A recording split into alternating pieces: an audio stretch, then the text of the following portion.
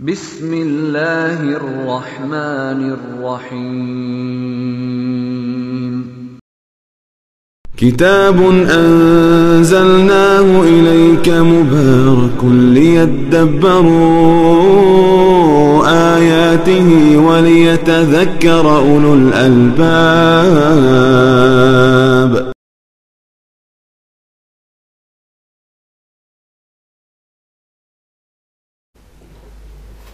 بسم الله الرحمن الرحيم. الحمد لله والصلاة والسلام على رسول الله. Mes frères et sœurs, soyez les bienvenus pour cette première assise avec la parole de Dieu. Aujourd'hui, Inch'Allah, on introduit une série qui parle de messages coraniques. Pourquoi commencer cette série sur le Coran? Quand on a fait le choix sur certains messages du Coran, c'est pour nous donner quelques repères et quelques outils pour, Inch'Allah, commencer à méditer, comme c'est demandé par Dieu lui-même.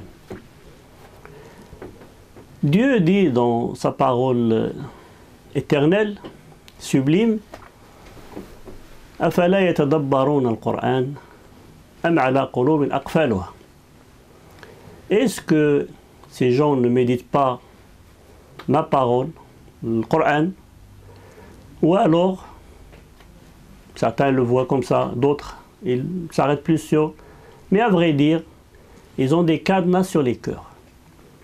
Pour éviter, Inch'Allah, d'avoir ces cadenas sur les cœurs, et pour accéder à cette parole avec des cœurs éveillés, on a pensé, Inch'Allah, à commencer une série ensemble sous forme d'assises. On s'arrête chaque jour, Inch'Allah, sur quelques messages qui peuvent nous être utiles dans notre cheminement vers Dieu.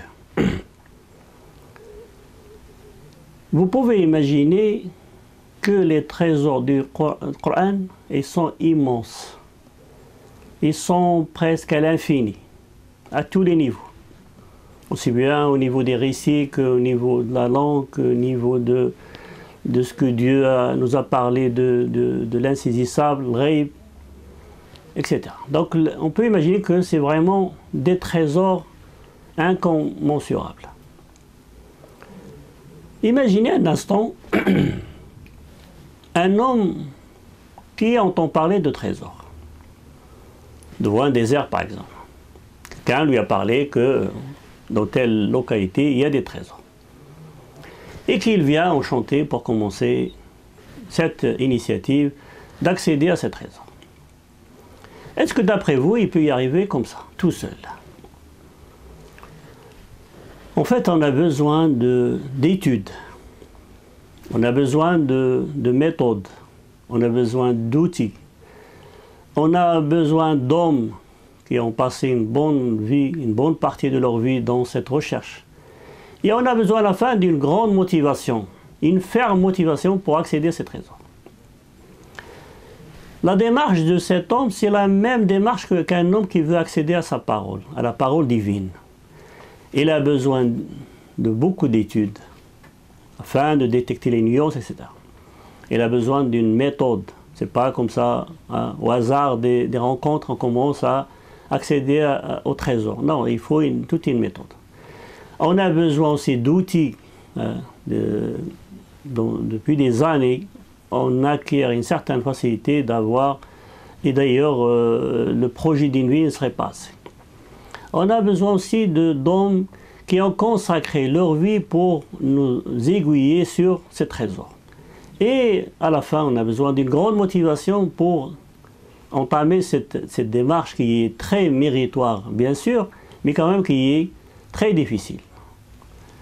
Afin, Inch'Allah, de travailler ensemble, d'avoir cette facilité, ne serait-ce qu'une approche, dans un esprit d'approche, et surtout dans un esprit de partage, je vous invite, mes frères et sœurs, de suivre cette série qui pourra, Inch'Allah, vous aider à avoir cette proximité avec la parole de Dieu.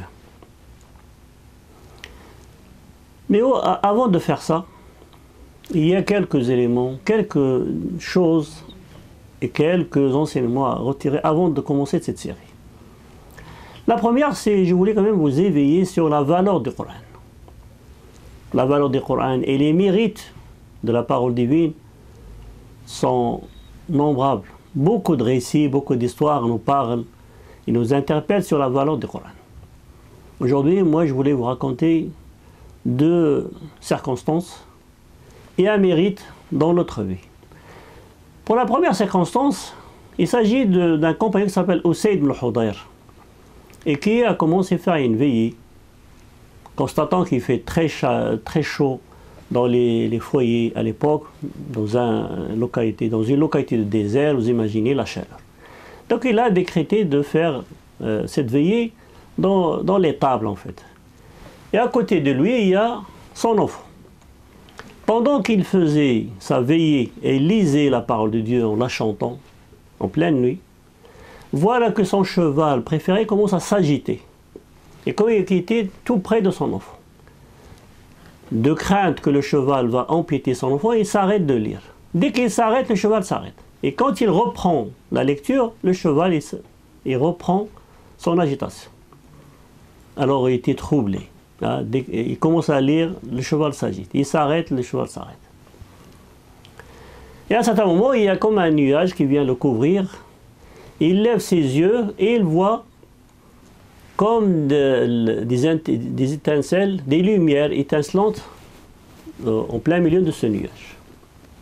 Et quand il a arrêté de lire, le nuage s'élève vers les horizons.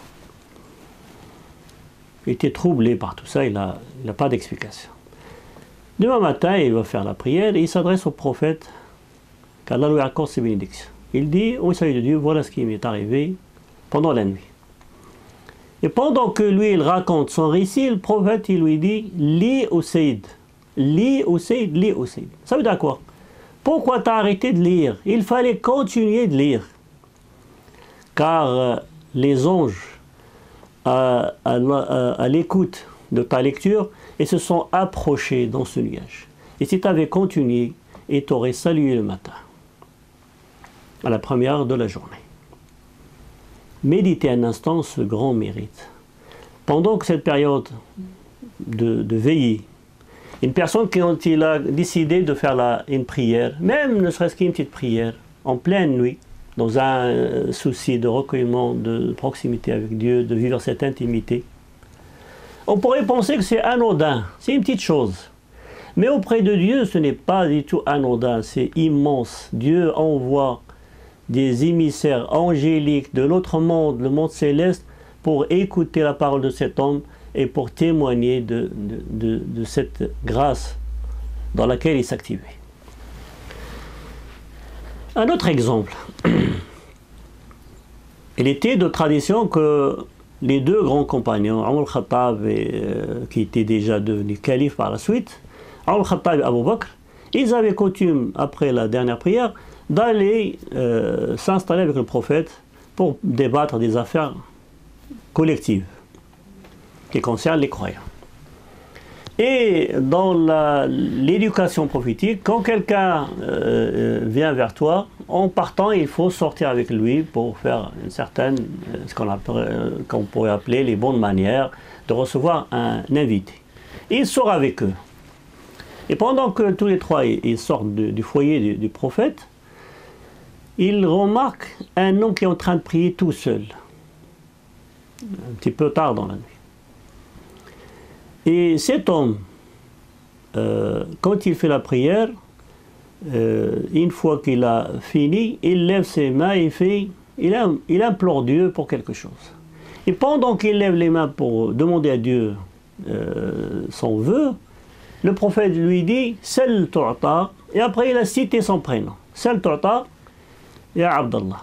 Abdallah, ça veut dire Abdallah ibn Mas'ud. Sel tu'ta, ça veut dire demande et sache que ce que tu demandes en ce moment, il est exaucé auprès de Dieu. Omar al-Khattab, en remarquant la personne et en ayant compris de quoi il s'agit, il a décidé que demain matin, à la première heure, il va annoncer la bonne nouvelle à Abdallah ibn Mas'ud. Mais malheureusement pour lui, comme d'habitude j'allais dire, dès qu'il a décidé quelque chose, Abu Bakr il a déjà devancé. Et quand il arrive chez Allah, il voit qu'Abu Bakr il est déjà là pour annoncer la bonne nouvelle. En fait, pour dire, Ya Abdallah, tout ce que tu as demandé hier, il est exaucé auprès de Dieu.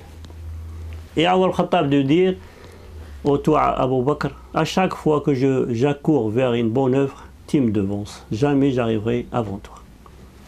Qu'est-ce qu'on peut y retenir? Ce qui nous concerne. Ce qui pourrait nous concerner, c'est le fait quand on fait une proximité, un attachement dans la lecture du Coran avec un cœur comme Dieu nous recommande de le faire, toutes les choses qu'on pourrait demander à Dieu juste après, ils sont exaucés, ils sont acceptés par Dieu. Soit sous forme de ce qu'on a demandé, Dieu nous donne ce qu'on demande, ou bien Dieu nous réserve des degrés qui sont insoupçonnables pour nous, les êtres humains. Le mérite, parce que j'ai bien parlé d'un mérite dans l'autre vie. Le mérite dans l'autre vie, il est dit dans une parole prophétique que quelqu'un qui était dans la lecture du Coran, qui a puisé le savoir du Coran et qui a mis en œuvre ce savoir, il a vécu conformément à la parole divine, Dieu va l'honorer le jour dernier en mettant sur sa tête la couronne des noblesses, qu'on appelle en arabe Taj al-Karama. Dieu va l'honorer avec lui. Quant à ses parents qui étaient soucieux, qui étaient dans la patience de lui enseigner ce Coran, de veiller sur lui afin qu'il apprenne, Dieu va leur réserver le sort de leur accorder 2 vêtements du paradis que le prophète commente en disant les biens de la terre, la richesse de la terre ne serait pas suffisante pour acheter ces 2 vêtements paradisiaques. Alors imaginez ce que Dieu accorde à ses élus. Ça, si on pouvait parler de la valeur. Pour autant, il faut se méfier. Maintenant que nous, on voudrait s'arrêter sur une série liée à certains messages dans l'esprit d'avoir des repères dans le Coran, méfiez-vous de 2 choses. Méfions-nous tous de ces 2 choses. La première, Dieu, quand il a parlé d'hommes qui sont éveillés de cœur, que Dieu agrée leur action, il nous dit يَتْلُونَهُ حَقَّ تِلَاوَتِهِ. Ce sont des gens qui récitent le Coran comme il se doit, comme Dieu demande de le faire. Haqqa tilawati, ça veut dire dans l'esprit conforme à la volonté divine. En fait, quand on parle de haqqa tilawati, ça veut dire quoi? Ça veut dire c'est des gens qui ont une attache avec le Coran. C'est pas à l'occasion ils lisent le Coran. Il y a toujours cette proximité avec le Coran. Ils essaient de le comprendre, fahm le Coran. Ils essaient de le méditer, essayer de voir tout ce qui n'est pas dit dans la parole. Il y a tellement derrière. Hein. Il y a des choses qu'on voit apparentes et d'autres qui ne sont pas évidentes, qu'il faudrait rechercher, etc. C'est un esprit de méditation. Il faut le mettre en œuvre et il faut se conformer à ce Coran. C'est ça le vrai sens de haqqa tilawati. La preuve de ce qu'on dit, c'est qu'un certain Hassan al-Basri, vous connaissez tous, j'imagine, un homme qui était savant de Basra à son époque, il disait ce Coran, cette parole divine, est lue par aussi bien les gamins que même les esclaves. Pour dire que ce Coran, il est devenu accessible à tous. Ce n'est plus comme une certaine période où c'était accessible pour certains, une certaine élite. Maintenant, le Coran, il est accessible pour tout le monde. Même l'un d'entre eux peut avancer en disant « J'ai lu le Coran en entier, je n'ai rien perdu de ce Coran. » لقد قرأت هذا القرآن كله ما أسقطت منه حرفا واحدا. Et après, Hassan al-Basri dit, par Dieu, ces gens-là, ils l'ont perdu en entier. Tu ne vois en eux ce Coran ni dans leur œuvre, ni dans leur comportement. لا ترى لهم القرآن لا في خلق ولا في عمل. En fait, c'est des gens qui s'arrêtent sur le verbe exceller dans la lecture du verbe, etc., etc., mais ils ne sont pas dans le fait d'observer les limites. Ils ne sont pas dans l'esprit de se conformer. Ils ne sont pas dans l'esprit d'adhérer pleinement au message. D'ailleurs, vous le voyez, dans notre tradition, il y a des gens qui s'arrêtent par exemple sur l'aspect hasanat. Je lis autant, dans un esprit de comptabilité en fait. Je lis autant pour avoir autant de hasanat. D'autres, c'est plutôt dans le baraka. Lire le Coran, pour avoir une baraka dans la maison, pour le fait ruqya par exemple, etc. Donc ils s'arrêtent sur cet aspect-là. Est-ce que le Coran c'est que ça? Est-ce que le Coran il a été révélé que pour ça? Le Coran c'est beaucoup plus que ça. C'est le fait de le méditer, de se conformer, de le vivre à chaque instant. C'est ce qui nous permet de rester liés à Dieu pour détecter l'ordre, aussi bien des choses que Dieu nous a demandé de faire et des choses que Dieu nous a décommandé de faire. Mes frères et sœurs, arrivé à la fin de ce petit rappel, je vous invite tous de suivre cette série. Non pas qu'on ait une ambition quelconque, ce n'est pas du tout l'esprit. L'esprit, c'est de dire qu'on, dans ce tourbillon d'informations, dans cette inflation de messages, etc., c'est des milliards de messages qu'on peut voir tous les jours pratiquement. Dans cette course, de chacun d'eux, il court après les plaisirs, etc., un certain confort. Les gens, ils ont tendance à oublier quand même de se retirer dans un esprit d'une certaine retraite spirituelle, afin de s'arrêter un moment à l'écoute de cette parole divine qui est pleine de sagesse, pleine de lumière, pleine de belles promesses. Donc je vous invite, Inch'Allah, à suivre cette série pour vivre cette assise ensemble dans un esprit de compagnie, cette compagnie qui pourra, Inch'Allah, nous lier pour cheminer ensemble. Et Inch'Allah, on demande à Dieu pour que cette compagnie nous soit bénéfique à nous tous dans cette vie et dans l'autre. الله يوفقنا وإياكم ما يحب ويرضى. والسلام عليكم ورحمة الله تعالى وبركاته. كتاب الله كتاب الله كتاب الله كتاب الله كتاب الله كتاب الله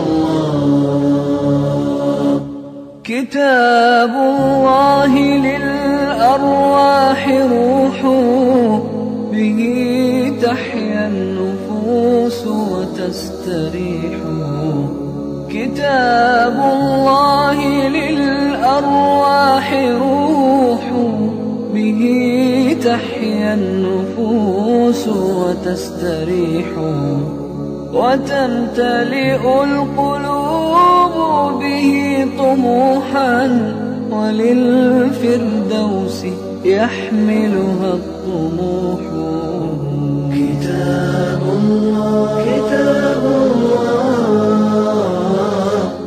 كتاب الله يروح بها يروح بها يروح بها يروح بها يروح بها عن الدنيا بعيدا وما أسماه حين بها يروح يروح بها يروح بها يروح بها يروح بها يروح بها عن الدنيا بعيدا وما أسماه حين بها